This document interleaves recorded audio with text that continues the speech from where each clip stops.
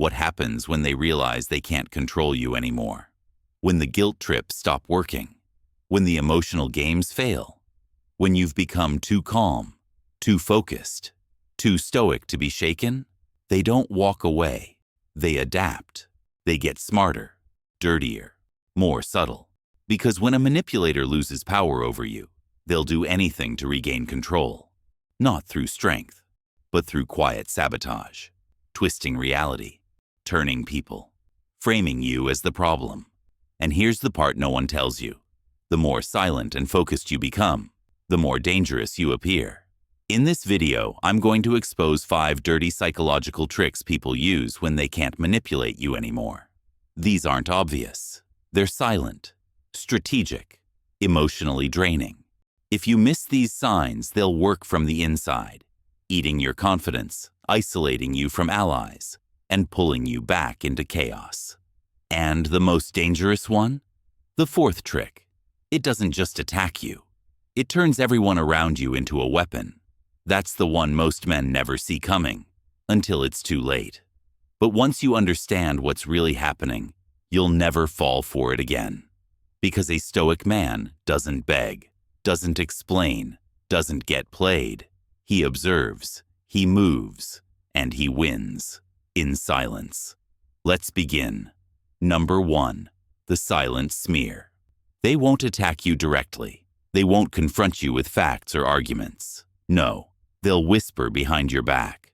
They'll talk to your friends, drop subtle concerns, plant seeds of doubt. He's been distant. He's changed. I don't know if he's okay anymore. This is the silent smear campaign. It's not a full-on war. It's psychological erosion. It's meant to make people start questioning you without proof. And the worst part? You can't trace it back. Because when you confront them, they say, "I was just worried." You're being paranoid. That's what makes it deadly. You look like the crazy one, while they wear the mask of concern. The stoic man doesn't react. He doesn't go on a PR campaign. He doesn't try to convince the crowd. Why? Because he knows this. Reputation is external. Integrity is internal. You don't need to prove yourself to liars. You need to be so consistent, so focused, that truth reveals itself with time. Let them whisper. Let them lie. The day will come when your actions speak so loud. Their games won't matter. Number 2, manufactured guilt. They'll say, "You're not the same. You used to care. You've changed." It sounds like sadness, but it's control. They want the version of you they could bend. The one who gave too much, stayed too long, ignored the red flags. Now that you've evolved, now that you've got boundaries, you're selfish, you're cold. But guilt is a weapon, and manipulators sharpen it carefully. Stoicism teaches that guilt is only valid when it aligns with your values, not someone else's expectations. If your guilt comes from saying no to chaos, disrespect, or emotional blackmail, that's not guilt. That's growth. Don't let someone weaponize your past against your progress. You don't owe anyone the old version of you. Every time someone uses guilt to pull you back, ask this: does this benefit my peace or their control? Then walk forward, without apology. Number 3, public praise, private sabotage. They clap for you in public, say all the right things. "I'm proud of him. He's doing amazing." But when no one's watching, they cut you down, question your every move, mock your habits, belittle your goals. This is two-faced energy.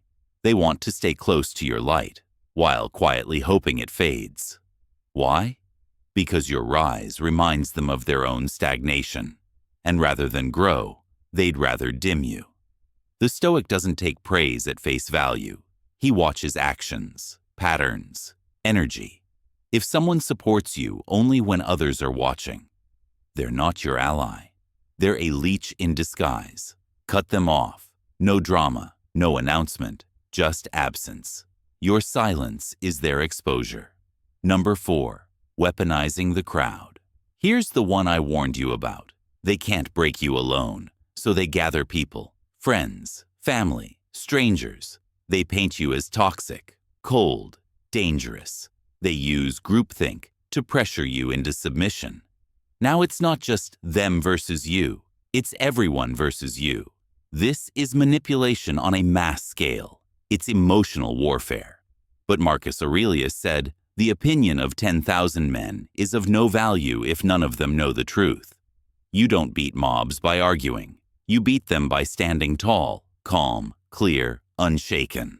Let the noise rage. You remain still, because when you stop explaining, they start doubting the lies. Number 5. The peace trap. They come back, peaceful, friendly, changed. They say, "Let's talk. I just want to clear the air." But it's not peace. It's a setup. They want access. They want reaction. They want you to open up so they can twist it again. The Stoic man sees through this. Peace doesn't come from a fake apology. It comes from changed behavior, from space, from boundaries. You don't owe them closure. You owe yourself protection. So when the fake calm shows up at your door, don't answer. When they can't manipulate you, they adapt. They go quiet. They get smart. And they start pulling strings from the shadows. But the Stoic man doesn't fight noise. He moves in silence. He guards his energy like a warrior. And he sees the game for what it is. You don't beat manipulators by out-talking them. You beat them by outlasting them, by staying so calm, so focused, so unbothered, that they can't figure out why nothing shakes you. That's power. That's presence. That's Stoicism. So watch for the tricks, protect your peace, and never forget, silence isn't weakness. It's your most lethal weapon.